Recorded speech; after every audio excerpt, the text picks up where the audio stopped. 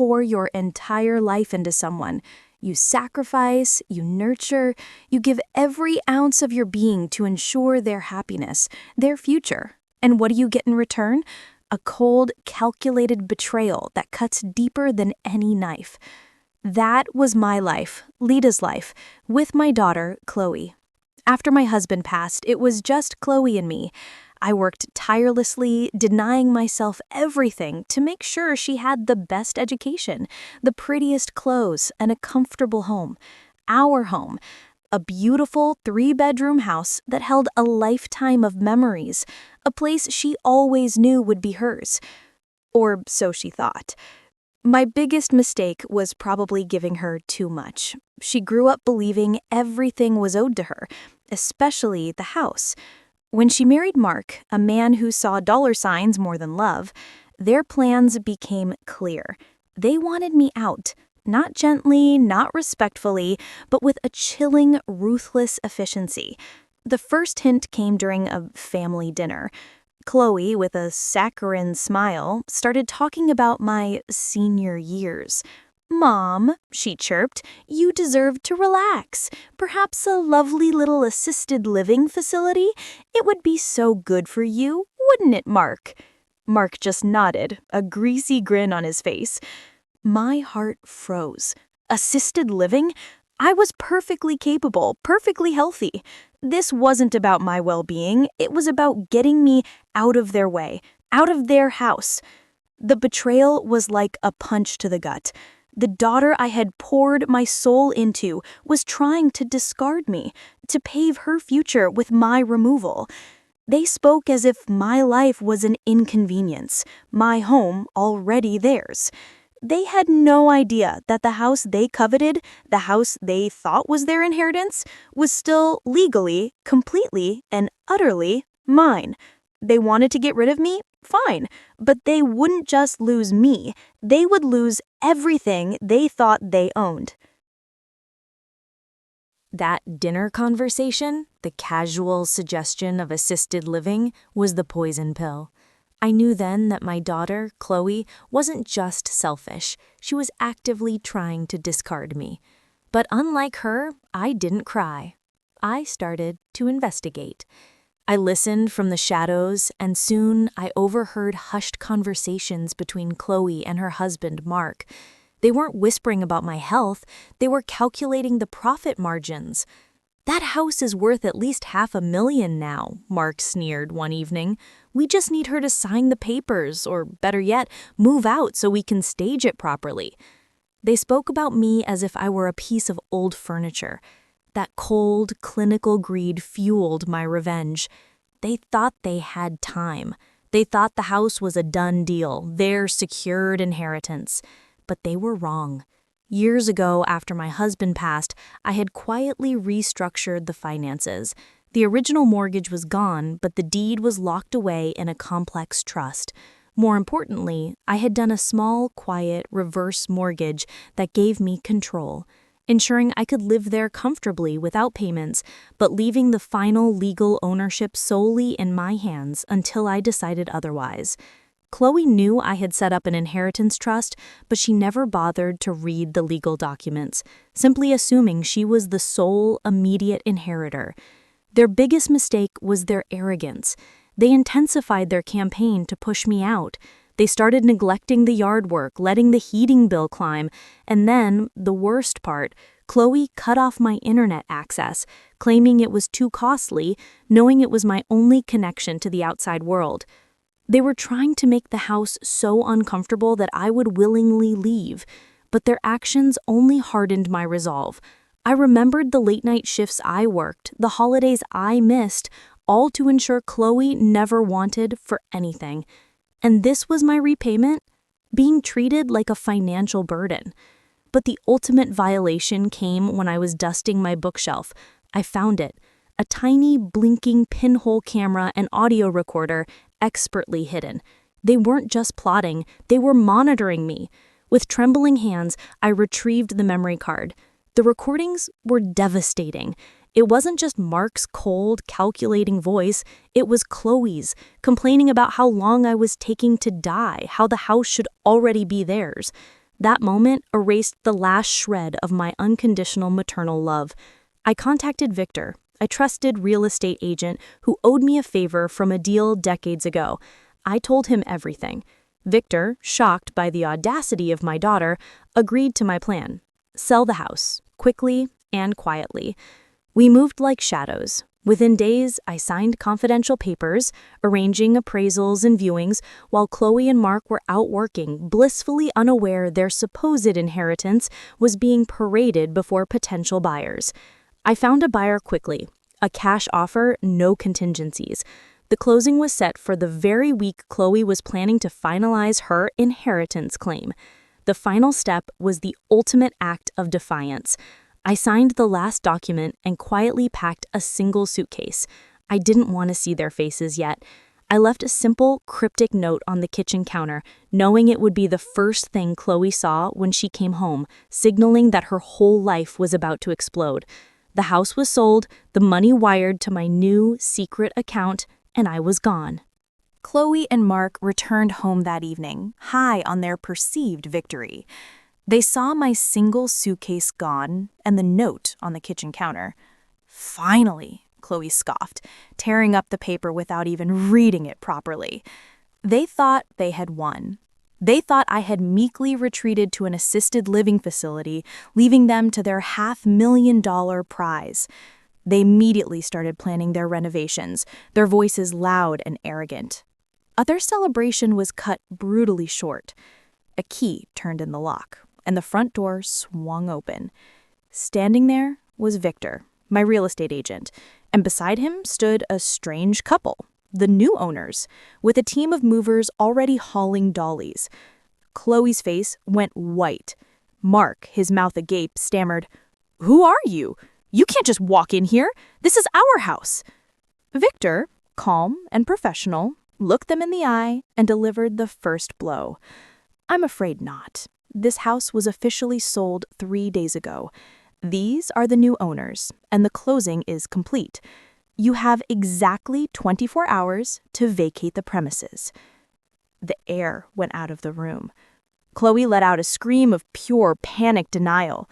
"You're lying! This house is mine! It's my inheritance!" She scrambled toward the safe where she thought the deed was kept. Victor simply placed a thick folder on the table, the official, current deed, clearly showing the transfer of ownership, signed by Lita. "Your mother," Victor explained, his voice low and serious, "was the sole legal owner. The trust documents you never bothered to read clearly stated that the title would only transfer to you upon her death, and she retained all rights of sale." Then came the devastating twist. Victor pulled out the tiny recorder I had found. "Your mother wanted me to ensure you understood the full reason for this transaction. This is a recording of you and Mark discussing her institutionalization and calculating the money you'd get." The recording started playing, filling the pristine living room with Chloe's cold, mercenary voice, complaining about my health and my value. The shock, the humiliation, the sheer terror in Chloe's eyes was more satisfying than any check. Mark's face was a mask of cold fury, but he knew he was beaten. Their future, their entire scheme, had been built on quicksand. The police arrived just moments later, called by Victor, to ensure a peaceful transfer of property. Chloe stood frozen in the middle of the room, surrounded by movers and law enforcement, realizing the horrible truth. She had tried to get rid of her mother, and in response, her mother had gotten rid of the only thing she truly cared about.